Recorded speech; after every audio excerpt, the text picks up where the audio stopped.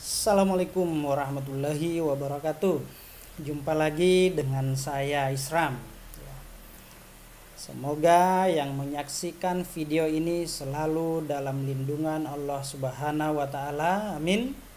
Dan tentunya untuk kita semua tetap jaga kesehatan, taat terhadap protokol kesehatan ya. Baik saudara, rekan-rekan semua ya. Pada kesempatan ini saya masih akan membahas terkait seputar dunia hukum ya. Ya. Pada kesempatan ini saya akan menjawab pertanyaan ya. Pertanyaannya seperti ini. Bisakah orang gila dipidana atau dihukum? Wah, pertanyaannya cukup lumayan nih ya. Jadi ketika ada orang yang diduga telah mengalami gangguan kejiwaan, gangguan mental alias gila, melakukan perbuatan tindak pidana ya. Jadi pertanyaannya, apakah orang tersebut bisa dipidana ya. Namun sebelum saya jawab, tentu kita harus pahami bahwa negara kita adalah negara hukum.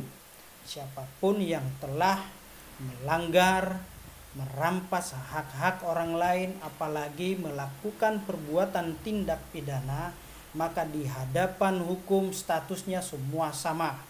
Maka dapat dimintakan pertanggungjawaban berdasarkan perbuatan masing-masing. Oke, baik, untuk menjawab pertanyaan tadi, dapatkah orang gila atau gangguan mental dapat dipidana atau tidak?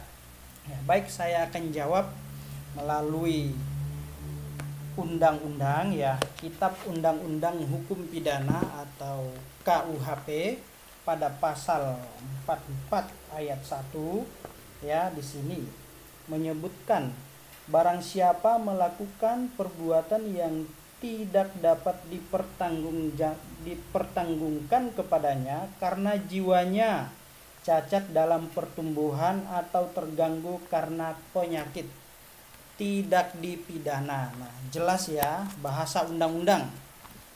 Ketika orang yang telah mengalami gangguan kejiwaan, gangguan mental alias gila, melakukan tindak pidana, maka tidak dapat dimintai pertanggungjawaban pidana terhadapnya atau tidak dapat dipidana ya, atau bisa dibebaskan dari segala tuntutan hukum atau ontslag van alle rechtvervolging, itu bahasa Belanda ya.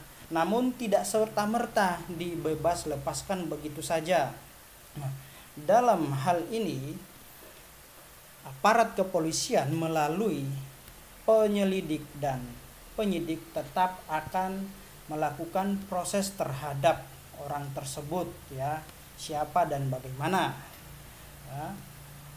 Akan dihadirkan, dia akan diperiksa, lalu kemudian dibawa ke rumah sakit, diperiksa oleh tim ahli ya, ahli dari kejiwaan, psikolog ya, tentunya akan diperiksa kejiwaannya. Bila mana memang ada pernyataan atau referensi dari ahli kejiwaan dari pihak rumah sakit menyatakan orang tersebut memang betul mengalami gangguan kejiwaan, maka orang tersebut dapat lepas dari jeratan hukum atau bebas dari jeratan hukum ya. Begitu teman-teman ya. Namun melihat atau mempertimbangkan ya, untuk menjamin kenyamanan masyarakat agar tidak resah terhadap orang tersebut ya, berdasarkan pasal 44 ayat 2 KUHP tadi ya, hakim memerintahkan agar orang tersebut dimasukkan ke dalam rumah sakit jiwa atau direhabilitasi ya, direhabilitasi pemikirannya, kejiwaannya, agar di kemudian hari bisa kembali normal, pulih dan dapat diterima di masyarakat ya.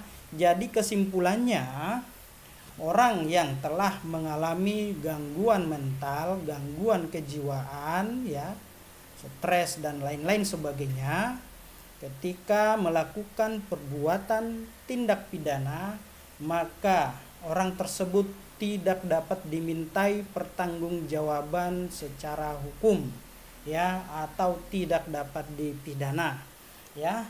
Seperti itu ya sahabat, rekan-rekan semua.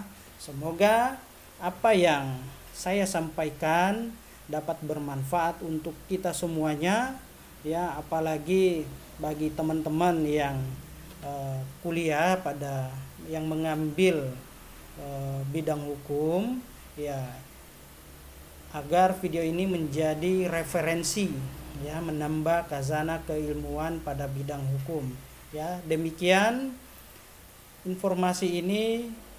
Assalamualaikum warahmatullahi wabarakatuh. Salam.